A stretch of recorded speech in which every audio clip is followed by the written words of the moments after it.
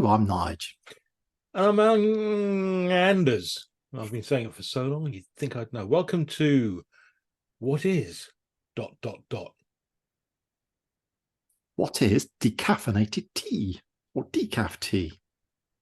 Anders, where's the caffeine come from in the tea? Caffeine comes, well, right, okay, people. The caffeine comes from the tea leaves. Right, we're going to talk about caffeine and we're going to talk polyphenols, and you'll find that those things are stronger in the young leaves. So the first flush, perhaps, of the season, which will be a springtime, for your more delicate teas, will have a higher level of caffeine in them and a higher level of polyphenols. Polyphenols is great because that's just basically What are polyphenols? oxidants. That'll be for another episode, I think. We'll get into details then. Yeah, absolutely. But yes, so caffeine builds up in young leaves. So my question is, how do they get it out? I mean, I've heard say of what, 4 methods or something like that. There is. There's 2 chemical methods. They use a solvent. One is ethyl acetate. Ethyl acetate. Okay. Acetate. Yeah, that's right. No, that's actually used as nail polish remover. Oh, is it? I thought I'd recognize it somewhere. No, but it's naturally occurring. So they can actually say it's a natural process because you find that in fruits and so forth. But it's still a mild toxin. So, well, it does. Yeah. What they do, they actually soak it in this substance, or it might add water in as well. But they soak it in there, and the caffeine molecules are really tiny, and they stick to the solvent. And so when the solvent's removed, you have tea with no caffeine left. Okay. So that's one method. Yeah. And you've got methylene chloride, which is used as paint stripper. Again, same process, molecules. Now, that process, I think they say it's quite good. It doesn't remove a lot of the taste of the tea. So you've got a good level of taste afterwards. Well, both methods, they say that. But I mean, that is a toxin as well. But so, right, yeah, this is odd how toxins are better than caffeine. Carry on, please carry on. There's no one says about what's left, residues left. But anyway. No, okay. Now we have a more natural method, which is CO2. Sounds better. I like that. Prefer that. Now, what they do, they take carbon dioxide as a gas. They put it under 300 bar pressure, which is a lot. That would hurt, wouldn't it, if you got stuck on I think your car tires about, I don't know, 3 bar or 30. Something like that. Yeah. But anyway, stupid. Yeah. 300 bar.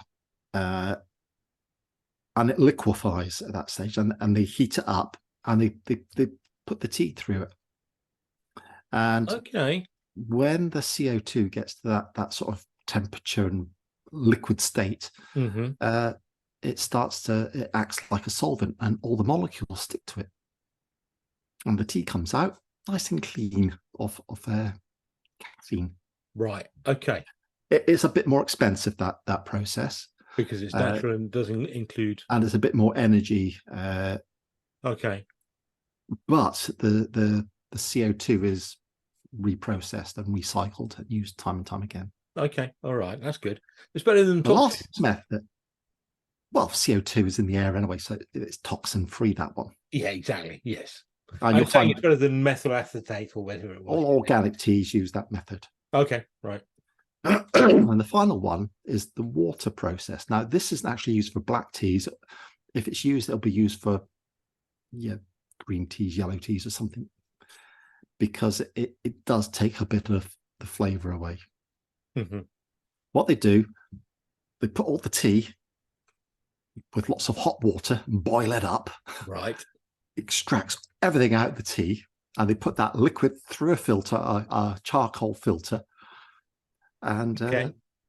once all the liquid's back out, they put the tea back in and dry it out, and it reabsorbs the flavors. Okay. And right. Okay. So I take it that would be perhaps. I'm assuming that the ones that don't use nail varnish remover are more expensive. Yes. Yes. Now, the Yeah. water process is not hugely used in the tea industry. It is used in some because there is a loss of flavor. It's not Right. used in Okay. black teas at all, but I'm not sure what other teas use this process. It's more used for coffee, but it is a process that some companies do use for Right. Okay. some teas. Okay. But you've got the two solvent ones, and the CO2 are the predominant ones in the industry. You, generally speaking, the bigger the company, the more likely they'll use methylene chloride. Right.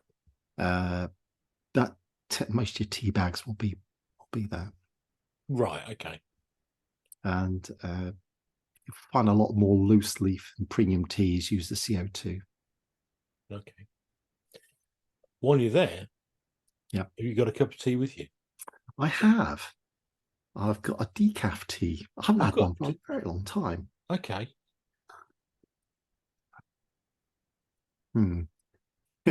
Just lacks a bit of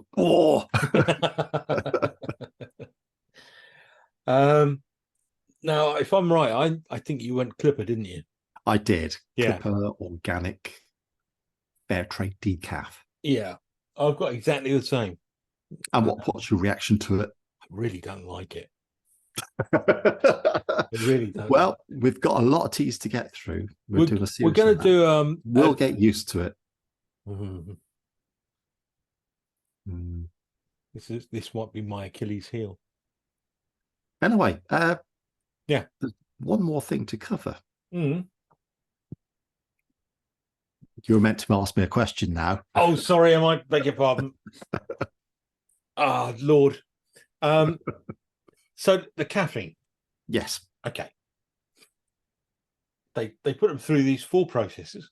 Yeah. Okay. Yeah. And your tea leaf is left what, caffeine free? No. Oh. Processes will remove, in the UK anyway, in order to market it as caffeine free, the process has to remove 97.5% of the caffeine. So you're left with 2.5%. Okay. In general, what I've seen on some data, it's usually most teas have got under 0.4%.